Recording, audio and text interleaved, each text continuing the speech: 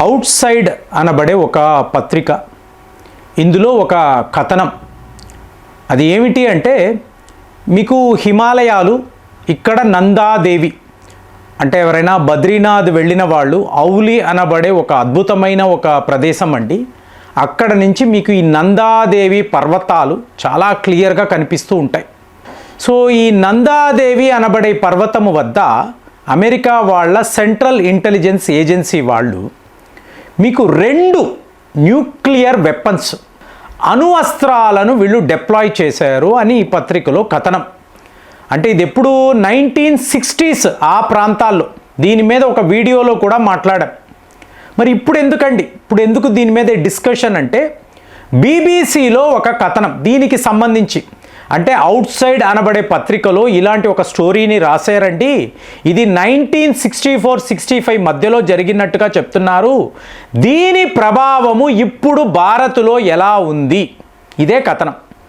So BBC వాళ్ళు ఇలాంటి ఒక స్టోరీని పబ్లిష్ చేసిన తరువాత సెంట్రల్ గవర్నమెంట్ అలర్ట్ అయ్యింది. ఇప్పుడు ఈ న్యూక్లియర్ వెపన్స్ని తీసుకువెళ్ళి ఎవరైనా మంచు పర్వతాల్లో పెడతారా? అది మీకు ఇందులో ఒక అణు అస్త్రం అయితే, నాగాసాకి ఉంది చూసారా, నాగాసాకి మీద వేసిన బాంబు సైజులో అంత పెద్ద ఒక న్యూక్లియర్ వెపన్ని వీళ్ళు నందాదేవి అనబడే పర్వతం మీద పెట్టారు. పిచ్చ, ఎవడైనా బుద్ధున్నవాడి పని చేస్తాడా అనిపిస్తుంది కదా. అంటే 1964లో చైనా వాడు ఒక న్యూక్లియర్ పరీక్ష అనేది నిర్వహించాడు. మనందరికీ తెలుసు 1962లో భారత్పై వాళ్ళు యుద్ధము ప్రకటించారు. యుద్ధము జరిగింది. తరువాత 1964లో వీళ్ళు ఇలాగ ఒక న్యూక్లియర్ వెపన్ పైన టెస్ట్ చేశారు. ఇమీడియట్ అమెరికా వాడు ఊరుకోడు కదా. సో సోవియట్ యూనియన్, చైనా కలిసి మా మీద యుద్ధము ప్రకటించవచ్చు ఇది అనుకొని చైనా మీద నిఘా పెట్టాలి. ఎలా పెట్టాలి అంటే, సీక్రెట్గా వీళ్ళు ఈ హిమాలయాలకు వచ్చి అక్కడ ఇలాగ రేడియో యాక్టివ్ మెటీరియల్ దీనిని తీసుకొచ్చి పెట్టారు అనుకోండి, మీకు చైనా వద్ద ఎలాంటి న్యూక్లియర్ సిగ్నల్స్ వచ్చినా ఇది పసిగట్టగలదు. కాబట్టి మీకు దీనికి అతి ముఖ్యమైన బ్యాటరీ ఉండాలి, ఎలక్ట్రిసిటీ కావాలి. నందాదేవి అంటే భారత్లో one of the tallest peaks కదా. సో అంత దాకా వెళ్ళడమే కష్టము. సో వీళ్ళు వెళ్ళి ఏం చేశారు, ప్లూటోనియం అంటా చూసారా, ఈ ప్లూటోనియం మెటీరియల్ను అక్కడ వీళ్ళు డిప్లాయ్ చేశారు. బ్యాటరీ ఛార్జర్ కింద ఏకంగా 100 ఏళ్ల పాటు దీని ఎనర్జీ, ప్లూటోనియం ఎనర్జీ అనేది ఉంటుంది. సో ఇప్పుడు వీళ్ళు ఏం చేశారు, ఇండియన్ గవర్నమెంట్ అలాగే అమెరికన్ గవర్నమెంట్, ఒకవైపు ఏమో సిఐఏ వాళ్ళు, ఇంకొక వైపు మన ఇంటెలిజెన్స్ వాళ్ళు, వీళ్ళు దీన్ని ఒక సీక్రెట్ మిషన్గా చేపట్టారు. మీకు దీని పూర్తి వివరాలు అమెరికా వాళ్ళు మనకి చెప్పలేదు. అప్పటికి జవహర్ లాల్ నెహ్రూ గారు మరణించారు. మీకు తరువాత వచ్చిన ప్రధానమంత్రులు ఎవరైతే ఉన్నారో, మీకు సంవత్సరానికి ఒకరు కదా, సో వాళ్ళకి వీళ్ళు ఏదేదో కళ్ళబొల్లి కబుర్లు చెప్పి అక్కడ తీసుకువెళ్ళి పెట్టారు. కానీ దీన్ని తీసుకువెళ్తున్నప్పుడు మీకు వాతావరణం, హిమాలయాల్లో ట్రావెల్ చేసే వాళ్ళందరికీ తెలుసు ఇక్కడ వాతావరణం ఎలా ఉంటుంది. సడన్గా మీకు యావలాచి అంటే మంచు తుఫాను రావచ్చు, మీకు ఈ గ్లేషియర్స్ కరిగి పడిపోవచ్చు, అట్లాగే చెప్పాలంటే వడగళ్ళ వాన బీభత్సంగా ఉంటుంది. సో మీకు జీరో విజిబిలిటీ. అంటే మీకు సిఐఏ ఏజెంట్లు మన వాళ్ళు కూడా కలిసి నందాదేవి దాకా వెళ్ళారండి. వెళ్ళేటప్పటికి ఒక్కసారిగా ఈ వాతావరణంలో వచ్చిన మార్పులు చూసి భయపడి ఫర్దర్గా పైకి వెళ్ళలేము.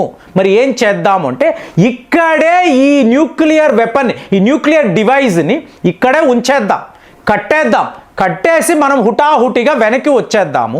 6 నెలల తర్వాత మంచి సమ్మర్ ఉంటుంది కదా, వర్షాలు ఉండవు, క్లియర్ వెదర్ కదా, ఆ టైంలో మళ్ళీ వెళ్ళి ఈ న్యూక్లియర్ డివైస్ని ఎక్కడ ఇన్స్టాల్ చెయ్యాలో అక్కడ చేద్దాము అని వీళ్ళు ప్లాన్ చేసుకున్నారు.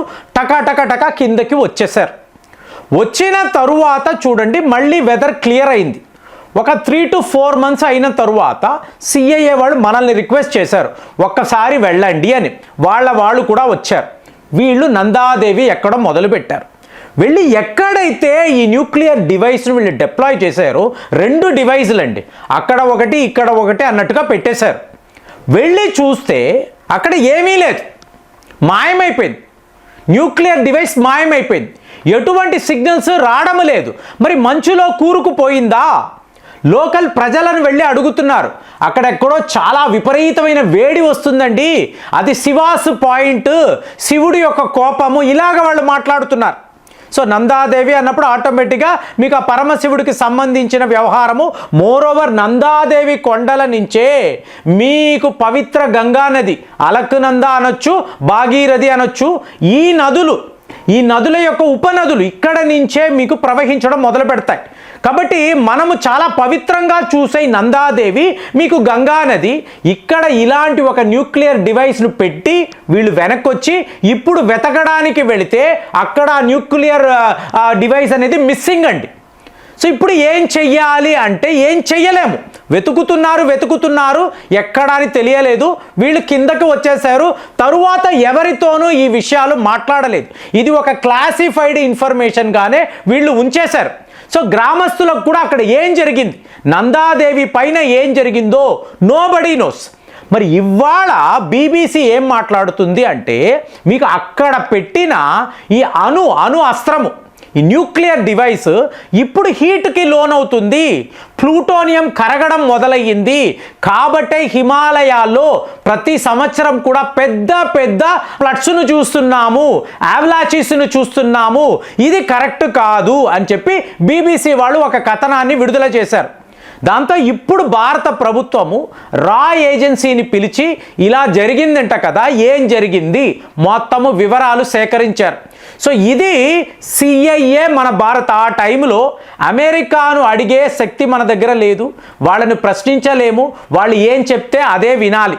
సో ఇప్పుడు అలా లేదు కదా, కాబట్టి మనం ఏం చెయ్యాలి? సరే సిఐఏ వాళ్ళని పిలుద్దామంటే వద్దు. హిమాలయాలు మన దేశంలో ఉండే మీకు మంచు కొండలు, మీరు వెళ్ళి వెతకండి. ఇప్పుడు కుదురుతుందా అండి? 1965 అంటే 60 ఏళ్ళు అయిపోయింది కదా. సో ఇప్పుడు వెతికితే దొరుకుతుందా అంటే ఇప్పుడు మన వద్ద టెక్నాలజీ ఉంది. అంటే మీకు సముద్రము అడుగున ఎక్కడ మీకు చమురు నిల్వలు ఉన్నాయి, అలాగే మీకు రేర్ ఎర్త్ మెటల్స్ ఎక్కడెక్కడ దొరుకుతాయి, రాజస్థాన్లో దొరుకుతుందా, అనంతపూర్లో దొరుకుతుందా, మనము కనిపెట్టగలం. అలాంటి డివైస్లు, అలాంటి పవర్ఫుల్ మిషన్స్ వచ్చేసాయి. కాబట్టి ఇప్పుడు ఆ శాటిలైట్ ద్వారా నందాదేవి మీద ఫోకస్ పెట్టి అక్కడ ఇలాగా రేడియో యాక్టివ్ మెటీరియల్ అనేది, ఈ సిగ్నల్స్ అనేవి జనరేట్ అవుతున్నాయా? సో ఇప్పుడు మీరు కీన్గా గమనించండి ఆ టెంపరేచర్ వేరియేషన్.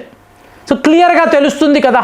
సో దాని మీద ఫోకస్ పెట్టి ఈ న్యూక్లియర్ డివైస్ అనేది ఎక్కడ ఉంది కనిపెట్టండి. 1 కాదు 2, ఇది చాలా ప్రమాదం.